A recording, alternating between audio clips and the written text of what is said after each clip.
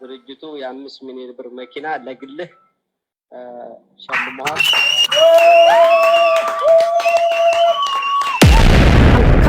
ከሱ አፋውን ይሄ ይጠበቃል ጋይስ። እነ ጆከርን የሚወቅሰው ተሳዳቢ እያለ ነው። እግዚአብሔር ያሳያችሁ። ስሙት። የነ ጆከር ስም ምንድነው? ይለቅማቸዋል። ዳኛው አለ ጠብቅ።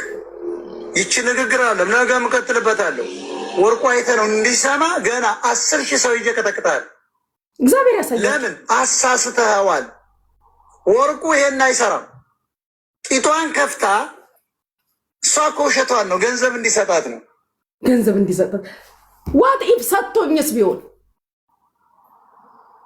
ገንዘብ እንዲሰጠኝ ሰጥቶኝስ ቢሆን የዋሸሁት ምን ሆኜ ነው? እሺ ሞጣ ቀራኒዮ ዋት ኢፍ ሰጥቶኝስ ቢሆን ደርሶኝስ ቢሆን ታንቀልጥ ሞት ነው። እንግዲህ ለታኩር መኪና ለአንተ በረኪና ተብላል። ጠጣው መቼም እንደ ቴድሮስ ሽጉጡን አውጥተህ ጥይት አትጠጣ አንተ።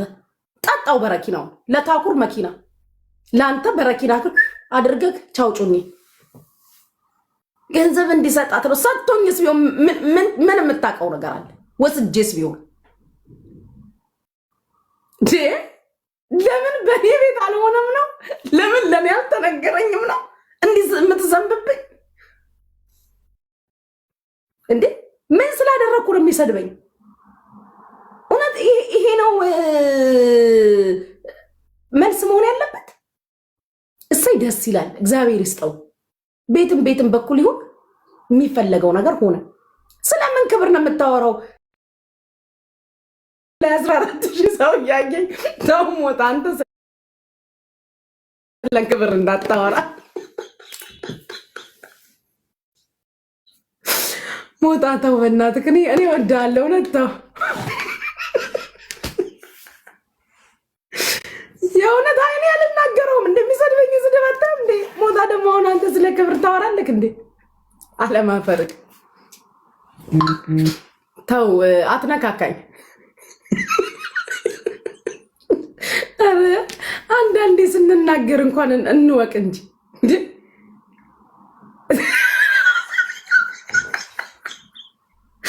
ተረሳሾይ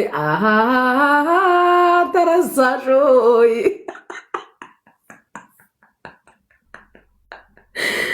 ወይኔ ዛሬ ስንት ሳኩኝ።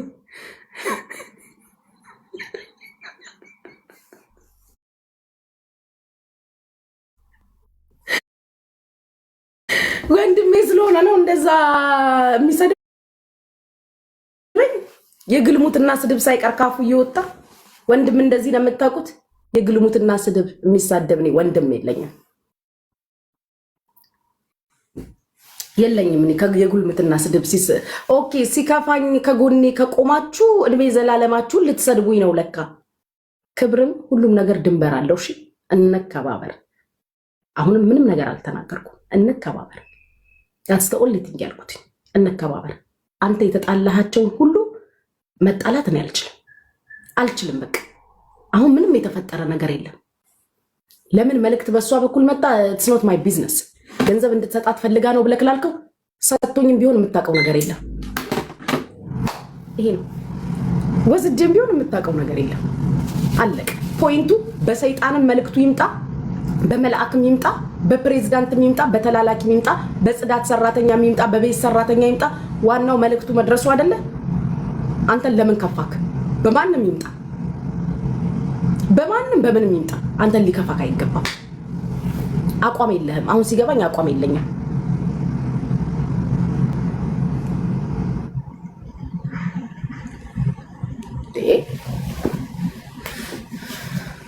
ሰው ምኑን ያምመው?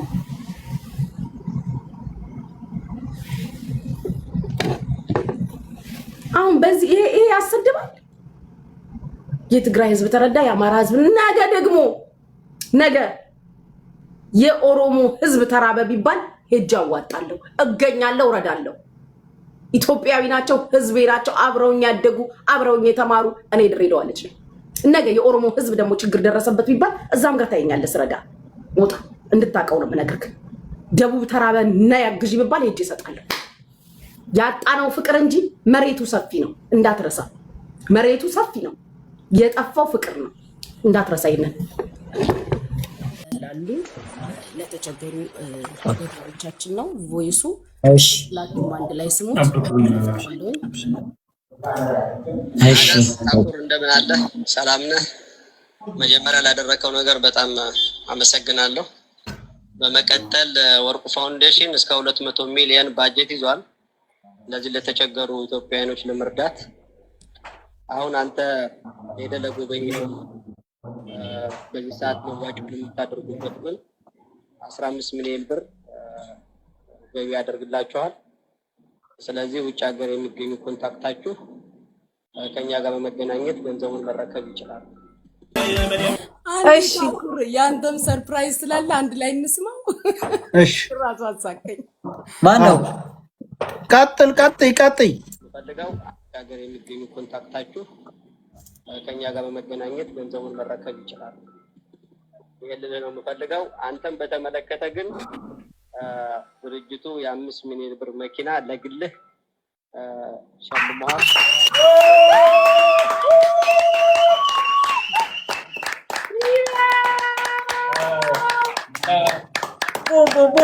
ቦም ሻካላካ